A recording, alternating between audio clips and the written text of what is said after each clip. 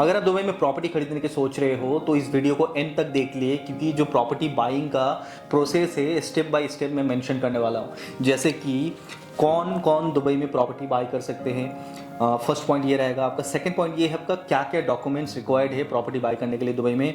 Third point होगा आपका क्या टाइप है प्रॉपर्टीज़ का, किस किस टाइप का प्रॉपर्टी है दुबई में। फोर्थ पॉइंट रहेगा आपका process of buying property. Fifth point रहेगा आपका क्या एवरेज प्राइस है दुबई में और क्या अभी रेंटल चल रहा है। और सिक्स पॉइंट रहेगा आपका कि क्या कमीशन और ब्रोकरेज रहने वाला है, कि आप क्या कमीशन और ब्रोकरेज पे कर रहे हो ब्रोकरेज कंपनी को, वो पॉइंट भी मैं कवर करूंगा। सेवन पॉइंट रहेगा कि who will manage your property, मतलब आप अगर दुबई में प्रॉपर्टी खरीदते हो, अगर आप दुबई में नहीं रहते हो, दुबई के बाहर रहते हो, तो कौन मैनेज करेगा आपका ये प्रॉपर्टी। पॉइंट नंबर 8 रहने वाला है आपका what kind of visas you will get it from your property, क्या क्या कैटेगरी रहने वाले वीजाज का, वो भी मैं आपको बताने वाला हूँ। एंड सबसे लास्ट में 9 नंबर पॉइंट पे रहेगा आपका how to open a bank account. So मैं ये सारे बेसिक पॉइंट्स कवर करने वाला हूँ, जिससे आपके लिए आसान हो जाएगा कि आने वाले टाइम में आप जब प्रॉपर्टी खरीदोगे तो किस तरीके से प्रॉपर्टी को बाय करना है। सो फर्स्ट पॉइंट है आपका who can buy a property in Dubai. तो इसका आंसर कोई भी दुबई में प्रॉपर्टी खरीद सकता है, चाहे वो कोई भी नेशनलिटीज़ का हो, इससे कोई फ़र्क नहीं पड़ता है। ना आपको यहाँ पे रेसिडेंसी होना पड़ेगा, ना आपको यहाँ पे कोई बिजनेस होना पड़ेगा, ना आपका कोई यहाँ पे जॉब होना पड़ेगा, ये सब का कोई ज़रूरत नहीं है। आप without all of this things आप बाई कर सकते हो दुबई में प्रॉपर्टी। सेकेंड पॉइंट है कि डॉक्यूमेंट क्या क्या चाहिए प्रॉपर्टी बाय करने के। अगर आप दुबई में प्रॉपर्टी खरीदना चाहते हो तो सिर्फ पासपोर्ट और एक वैलिड ईमेल आईडी होना चाहिए, दैट्स इट। इससे ज़्यादा और कुछ नहीं चाहिए दुबई में प्रॉपर्टीज बाय करने के लिए।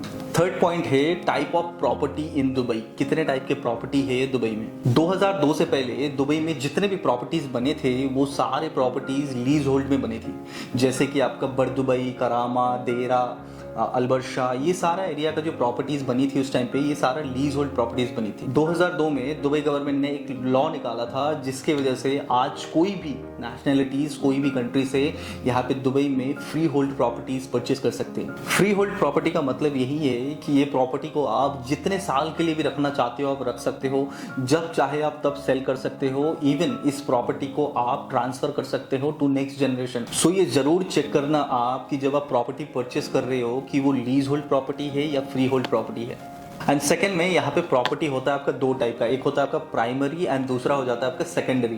प्राइमरी प्रॉपर्टी मींस जो आपको डायरेक्ट बिल्डर से मिलता है, और इस प्राइमरी प्रॉपर्टीज में आपको बहुत फ्लेक्सिबिलिटी एंड ऑफर मिल जाता है, जैसे कि आपको बहुत अच्छा खासा पेमेंट प्लान मिल जाता है 5 साल 8 सालों तक। उसके बाद आपको कभी कभार ऑफर भी मिल जाते हैं, एंड उसके बाद आप इसमें चूज भी कर सकते हो कि कौन सा फ्लोर पे कौन सा यूनिट स्पेशली आपको चाहिए। एंड सेकेंडरी प्रॉपर्टीज जिसका कोई फर्स्ट ओनर या सेकेंड ओनर होगा, प्रॉपर्टी बिक चुका है, जैसा कंडीशन में है वैसा कंडीशन में आपको लेना पड़ेगा। इसमें कोई फ्लेक्सिबिलिटी नहीं रहता है, कोई ऑफर नहीं रहता है, यहाँ पे आपको अपफ्रंट 100% पेमेंट देना होता है। फोर्थ पॉइंट है प्रॉपर्टी बाइंग प्रोसेस। सबसे पहले तो आपको एक अच्छे एजेंट से कनेक्ट करना है जो आपको अच्छे से गाइड करे एंड शुरू से लेकर एंड तक आपके साथ रहे। एंड देन आप उस एजेंट के साथ अपना जो भी रिक्वायरमेंट है वो आप शेयर करें, जैसे कि आपका क्या बजट है, आप कब तक ये जो इन्वेस्टमेंट है स्टार्ट करना चाहते हैं, क्या अभी डाउन पेमेंट आप मैनेज कर पाएंगे, किस लोकेशन में आपको ये प्रॉपर्टी चाहिए, किस टाइप का रेंटल इनकम आप देख रहे हो, ये सारा जो डिटेल्स है आप डिटेल्स आप एजेंट के साथ शेयर करें। किस टाइप का पेमेंट प्लान देख रहे हैं आप वो भी आप शेयर करें,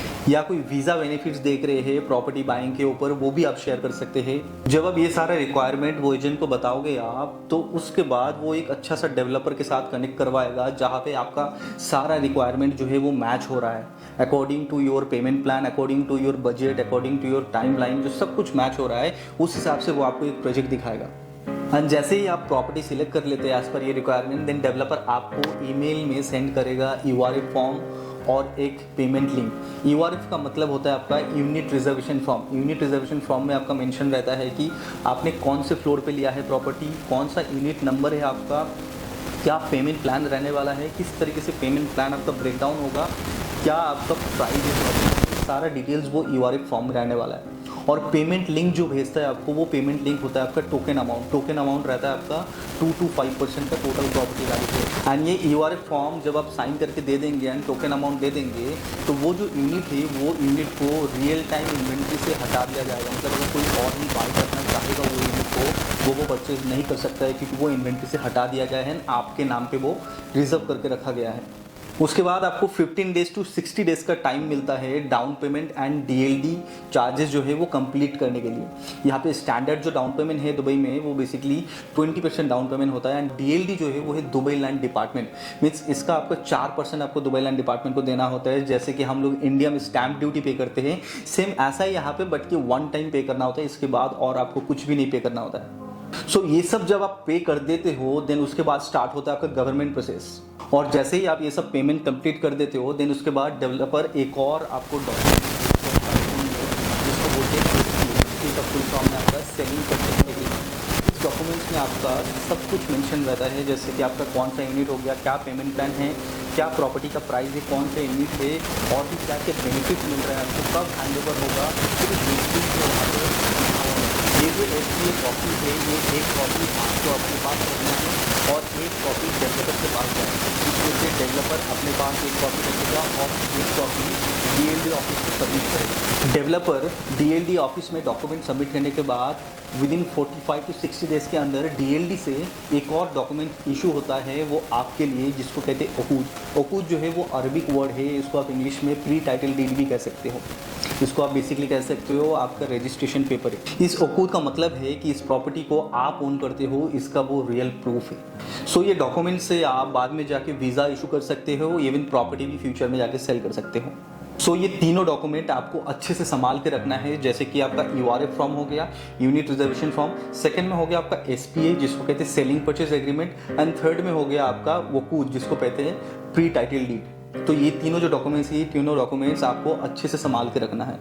फिफ्थ पॉइंट जो है what is the properties average price and rent. अगर हम अपार्टमेंट्स की बात करें जिसमें स्टूडियोज का स्टार्टिंग जो प्राइस है वो 6 लाख दिरहम या 7.5 लाख दिरहम से स्टार्टिंग होता है। अगर आप इसको इंडियन करेंसी में कन्वर्ट करते हो तो बन जाता है आपका 1.5 करोड़ से लेकर 1 करोड़ 80 लाख जो है वो एक स्टार्टिंग प्राइस है। इसी तरीके से अगर 1 BHK का बात करें तो 1 BHK स्टार्टिंग हो जाता है आपका 1.1, 1.2, 1.3 मिलियन। अगर आप इंडियन करेंसी में इसको कन्वर्ट करते हो तो 2.5, 3, 3.25 करोड़ से स्टार्टिंग होता है आपका। 2 BHK की अगर बात करूँ तो 2 BHK आपका 1.5 मिलियन, 1.7 मिलियन से स्टार्टिंग है। अगर आप इसको इंडियन करेंसी में कन्वर्ट करते हो तो 4 करोड़, 4.5, 5 करोड़ से स्टार्टिंग हो जाता है आपका 2 BHK अपार्टमेंट। 3 BHK की अगर बात करूँ जिसको यहाँ पे डुप्लेक्स भी आप कह सकते हो, 3 BHK आपका स्टार्टिंग बेसिकली हो जाता है 2 मिलियन एबव से, मतलब लगभग 5 करोड़ के ऊपर से आपका यहाँ पे 3 BHK स्टार्ट। अगर आप टाउन हाउस विलास की स्टार्टिंग प्राइस की बात करो तो दुबई में उसका प्राइस स्टार्टिंग होता है आपका 2.8 मिलियन दिरहम से। अगर आप इंडियन करेंसी में उसको कन्वर्ट करते हो तो मिनिमम 7, 7.5 करोड़ से यहाँ पे टाउन हाउस विला स्टार्टिंग है।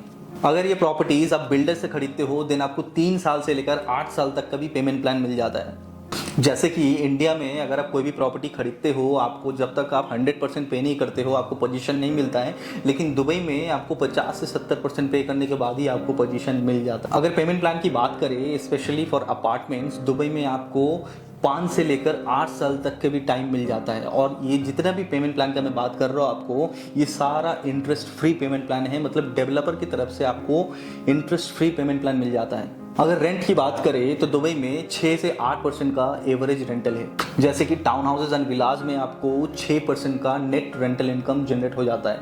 अगर आप अपार्टमेंट्स की बात करो तो अपार्टमेंट्स में आपको 8 से लेकर 10% तक का भी आपको रेंटल इनकम जनरेट हो जाता है साल। इवन आप अगर इसको शॉर्ट टर्म रेंटल में डाल देते हो तो आप कभी कभार 12 से 15% के ऊपर भी आप रेंटल इनकम जनरेट कर सकते हो, क्योंकि शॉर्ट टर्म रेंटल इनकम जो होता है वो पर डे बेसिस के ऊपर होता है आपका। अभी बात करेंगे हम लोग पॉइंट नंबर 6 के बारे में, जो कि रहने वाला है आपका कमीशन एंड ब्रोकरेज। अगर आप कोई भी प्रॉपर्टीज़ बिल्डर से खरीदते हो, इसका मतलब ये नहीं है कि जाके डायरेक्ट बिल्डर से लेते हो। आप अगर मेरे थ्रू होकर भी जाते हो बिल्डर से खरीदते हो तो उसको बिल्डर का प्रॉपर्टी कहते हैं। और इस तरीके का अगर आप बिल्डर से प्रॉपर्टी खरीदते हो तो आपको इसमें कोई भी टाइप का कमीशन नहीं देना होता है, क्योंकि आपको जो एजेंट गाइड कर रहा है शुरू से लेकर एंड तक, उस एजेंट को वो जो डेवलपर है वो डेवलपर पे करेगा। इसमें आपको पे करने का कोई ज़रूरत नहीं है। लेकिन अगर आप सेकेंडरी प्रॉपर्टी बाय करते हो तो फिर आपको 2% का ब्रोकरेज देना होता है उस ब्रोकरेज कंपनी को बायर की तरफ से। जैसे कि इंडिया में बायर और सेलर दोनों ही ब्रोकरेज पे करते हैं, लेकिन दुबई में ऐसा नहीं है। दुबई में जो बायर है वही खाली ब्रोकरेज पे करेंगे। और ये जो ब्रोकरेज है, जब आपका प्रॉपर्टी ट्रांसफर हो रहा है आपके नाम पे, उसी टाइम इंस्टेंट आपको ये ब्रोकरेज देना है।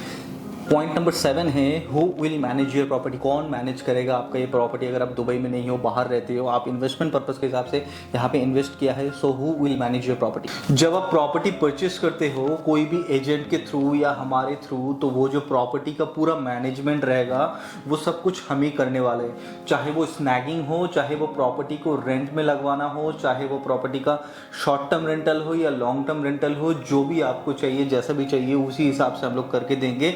इवन फ्यूचर में इस प्रॉपर्टी से आपको अच्छा सा कैपिटल गेन करके आपको इस इन्वेस्टमेंट से एग्जिट करना है, उस टाइम पे भी हम ही आपको ये सर्विस प्रोवाइड करेंगे। ये सारा जो फैसिलिटीज एंड सर्विसेज हम लोग प्रोवाइड करेंगे आपको, ये सारा फ्री ऑफ कॉस्ट रहने वाला है अगर आप प्रॉपर्टी हमसे खरीदते हैं तो। पॉइंट नंबर 8 की बात करें, वीज़ा।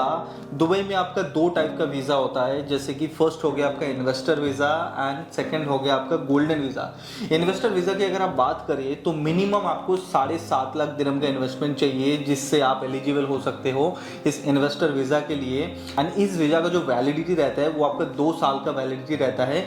हर एक 2 साल बाद आप इसको रिन्यू कर सकते हो। इस वीज़ा में आप अपना पार्टनर एंड किड्स को आप स्पॉन्सर कर सकते हो। तो इस वीज़ा का ये सारा आपका बेनिफिट्स रहने वाला है एंड इस वीज़ा से आप कोई भी तरीके का बिजनेस यहाँ पे कर सकते हो। सेकंड में बात करेंगे गोल्डन वीज़ा के बारे में, जो कि दुबई के सबसे लॉन्गेस्ट टर्म का वीज़ा है।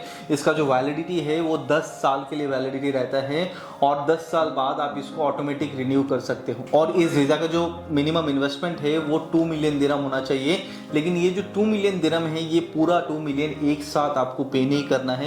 अगर आप 24% पे कर देते हो तभी आप एक वीज़ा के लिए एलिजिबल हो जाते हो, तभी आप इस वीज़ा के लिए अप्लाई कर सकते हो।